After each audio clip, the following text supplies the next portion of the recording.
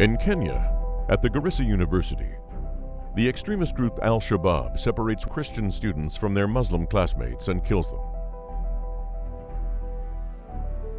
In Israel, an ultra-Orthodox website calls for a ban on Christian holidays and the destruction of all churches in Israel.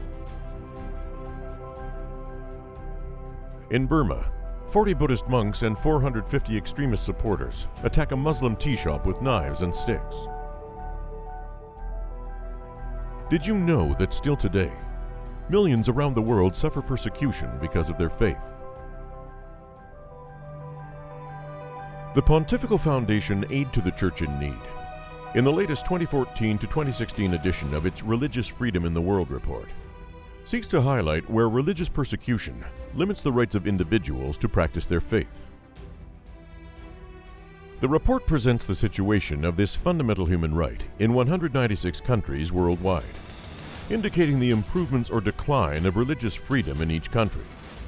Sadly, in the period under review, religious liberty has declined in 11 of the 23 worst offending countries, with the majority of religious persecution linked to fundamentalist organizations.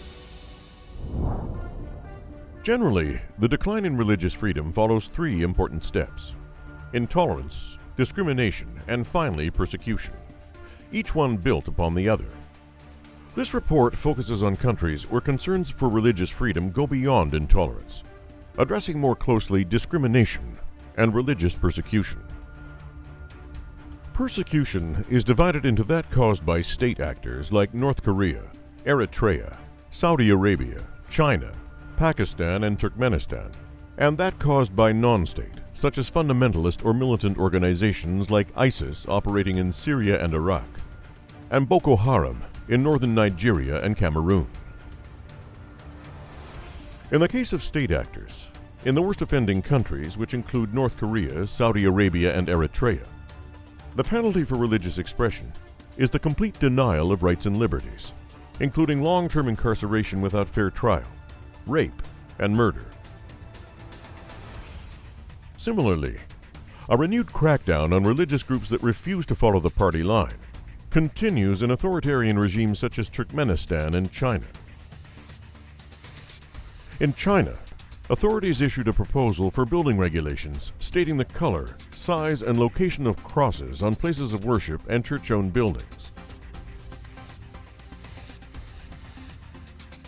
More than 2,000 churches had their crosses demolished in Zhejiang and nearby provinces. In countries like Pakistan and India, religion is identified with the nation-state. Here, the rights of state-supported faith increasingly supersede the rights of believers in other faith groups, increasing obstacles for conversion and imposing greater sanctions for blasphemy. The research not only considers the declines in religious freedom, but also highlights countries which saw improvement compared to the previous report of 2014. On the positive findings, 3 countries, Bhutan, Egypt, and Qatar, stood out. In Qatar, although there is still much to improve, 8 registered Christian denominations are now allowed to publicly worship in a government-provided area. In Egypt, the government amended the 2013 constitution, removing a previous article which had obliged a stricter application of Sharia law against minority faith groups. The frequency and intensity of atrocities perpetrated by extremist Islamists against Yazidis, Christians, Baha'is, Jews, and Ahmadiyya Muslims is on the rise, with recorded attacks in 39 countries, fully 20% of the 196 countries reviewed. ISIS attacks on religious minorities are widely considered genocide. One example comes from Iraq, where a 16-year-old Yazidi girl, Ekas, described how militants killed her father and brother for their faith. She watched helplessly as Yazidi women were repeatedly raped in front of her. These atrocities are not limited to the Middle East, but are increasingly spreading across Asia and into Europe. In France, 2 jihadists killed 4 people and critically injured another 4 in a kosher supermarket in an anti-Semitic attack.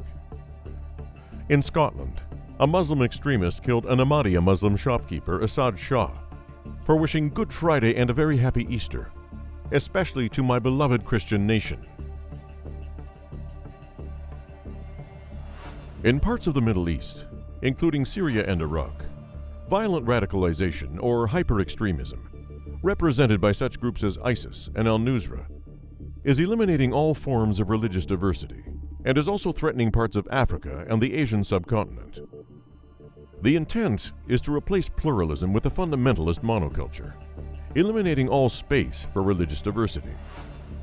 This Islamist extremism and hyper-extremism, observed in countries like Afghanistan, Somalia, Iraq, Eritrea, Syria, as well as North Africa, has been a key driver in the worldwide explosion of refugees, with 24 people displaced from their homes every minute of every day during 2015. According to United Nations figures for 2015, the number of refugees grew by 5.8 million to a new high of 65.3 million, the highest figure on record.